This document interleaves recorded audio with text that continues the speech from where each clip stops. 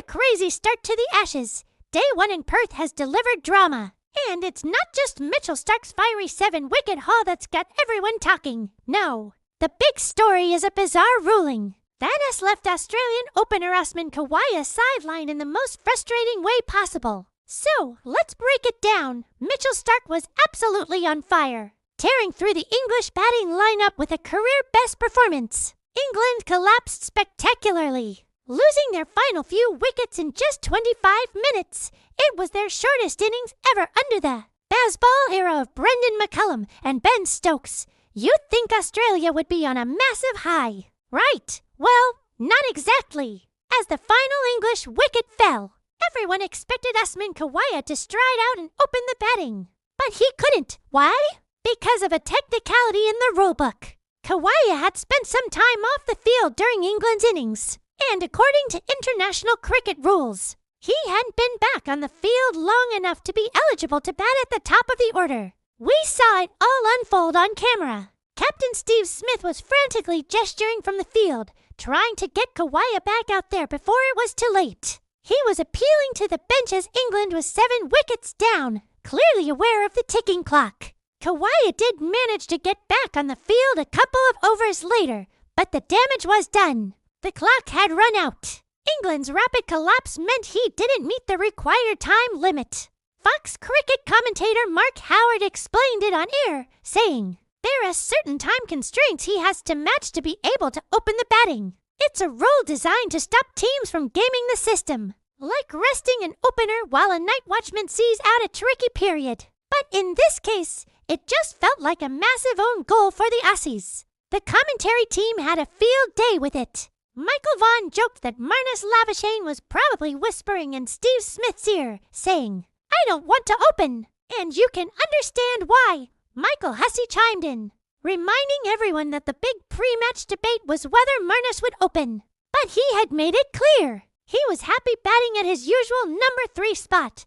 This whole situation forced Australia's hand. With Khawaja ineligible, Marnus Labuschagne was thrust into the opener's role alongside debutant Jake Weatherald. Talk about a baptism of fire for the new guy. The whole thing has been labeled poor management by former cricketer Tom Moody, who said it was beyond a joke. He argued that just as Starc led the bowling attack, they needed their experienced opener, Aussie, to lead the batting charge from the front. But the chaos didn't stop there. Things went from bad to worse for Australia almost immediately. Jake Weatherald, on his Ashes debut, was out for a second ball duck. A nightmare start.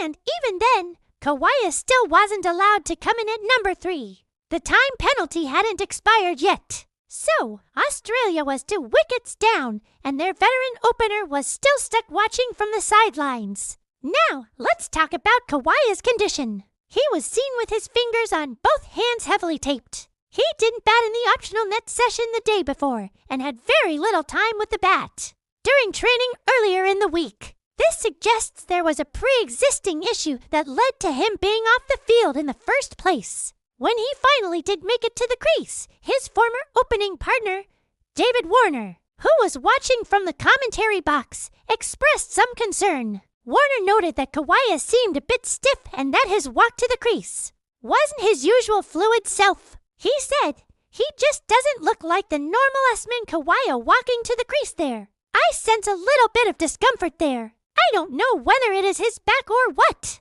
but that is not the normal approach when he walks out to bat." This raises so many questions. How serious is Khawaja's injury? Was the team aware of the time restriction rule and just miscalculated, or was it a complete oversight? England's collapse was incredibly fast, which definitely caught the Aussies off guard. As Michael Vaughan put it, that's not good enough. You have to be prepared for every scenario in a test match, especially an Ashes test. For England, despite their batting disaster, this was a small but significant victory. They managed to disrupt Australia's plans right from the get-go, creating pressure and nabbing an early wicket, all thanks to a strange bit of cricket law and some questionable management from the Australian camp. So, what a whirlwind of a first day. We've had a career-best bowling spell, a historic batting collapse, a debutante's duck, and a bizarre ruling that's become the biggest talking point.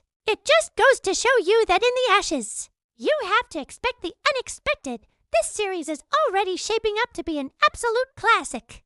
And we're only on day 1. What do you guys think? Was it poor management from Australia? Or just a case of being caught out by an incredibly quick collapse? Let me know your thoughts in the comments below. It's going to be fascinating to see how both teams respond to this chaotic start. Thanks for watching, and make sure you subscribe for more updates as this Ashes series unfolds.